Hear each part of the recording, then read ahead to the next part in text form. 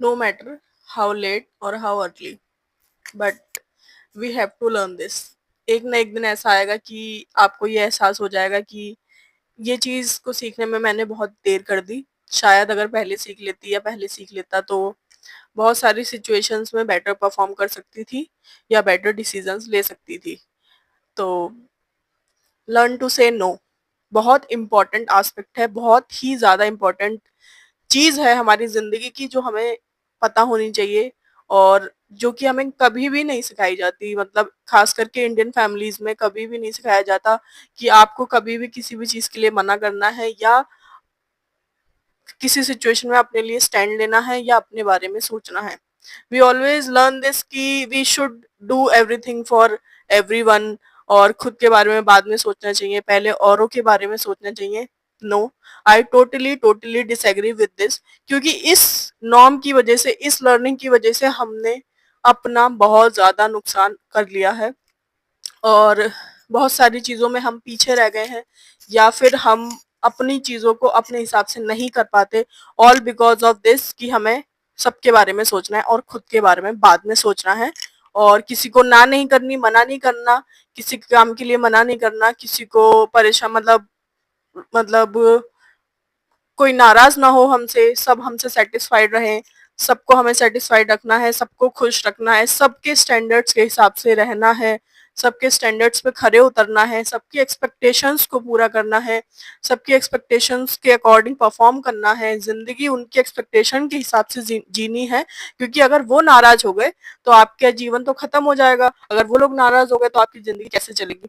I hope ये सब कुछ सारी बातें आप सबने कहीं ना कहीं एक्सपीरियंस की होंगी, और डेफिनेटली आप अगर अभी भी ये चीज नहीं रियलाइज कर रहे हैं तो इस वीडियो को देखने के बाद आपको ये रियलाइजेशन जरूर होगा कि व्हाट आई हैव सेइंग और what I am saying and what you have done, या आपके साथ क्या चीजें हुई हैं और आप क्या कर सकते हो to improve this, to balance out your life and to say no at right time, right stage, and to take a stand for yourself. Yes, you have to this, you have to do this for yourself, and आपकी जिंदगी की जिम्मेदारी सिर्फ और सिर्फ आपको लेनी होगी।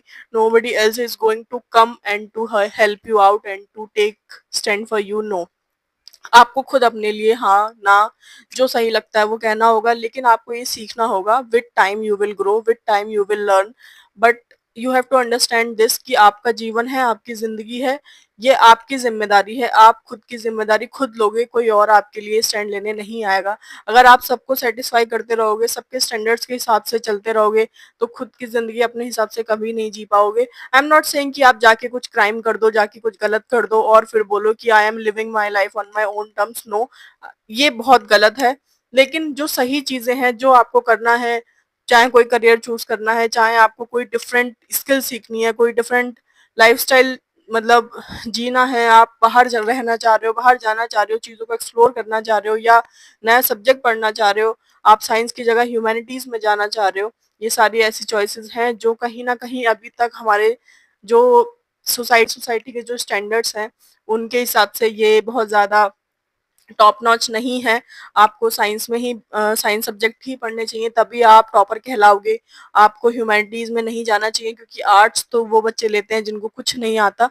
तो ये सारे जो नॉर्म्स हैं, ये सारे जो बिलीव्स बने हुए हैं, अगर आप इनको ब्रेक करके आगे बढ़ना चाहते हैं, अपनी जिंदगी में कुछ नया ट्राई करना चाहते हैं, तो आपको लोगों को बोलना पड़ेगा, no, I am not gonna do this, मैं ये नहीं करूंगा या मैं ये नहीं करूंगी।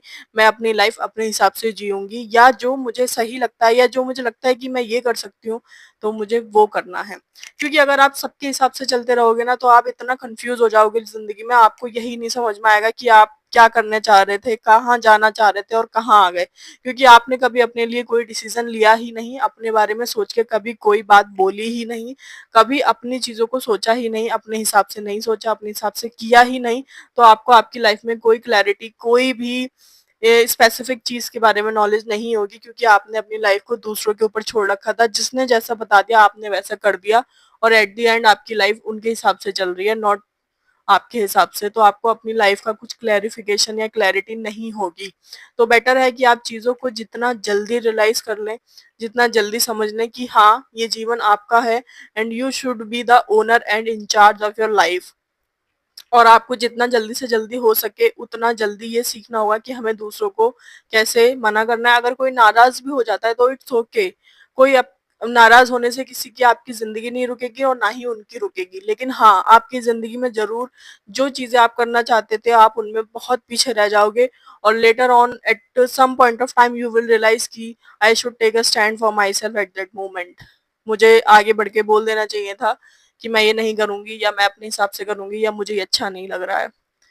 और उसके अलावा बहुत सारे लोग हमें इमोशनली वीक करने की कोशिश करते हैं, ब्लैकमेल करते हैं इमोशनली कि अगर आपने ऐसा नहीं करा तो हम ये नहीं करेंगे। तो क्लियरली बोल दीजिए आप मत करिए, but I would not do this according to you और एनी सोसाइटल नॉर्म्स। तो learn to say no as soon as possible because it might save your life और some important decision, some important situations जिसमें आप बहुत बेहतर कर सकते हैं, बहुत आगे जा सकते हैं। तो you should learn this and you should inculcate this habit in your life. और इससे आपको बहुत ज़्यादा आगे रियलाइज़ होगा कि हाँ, आपने बहुत सारी चीज़ें जो आपको करनी है वो आप कर रहे हो and you are living a better life. I hope आपको इस वीडियो से कुछ वैल्यूएबल इनसाइट्स मिले होंगे और आगे भी इस तरीके के वीडियो के लिए please subscribe to my channel. Thank you.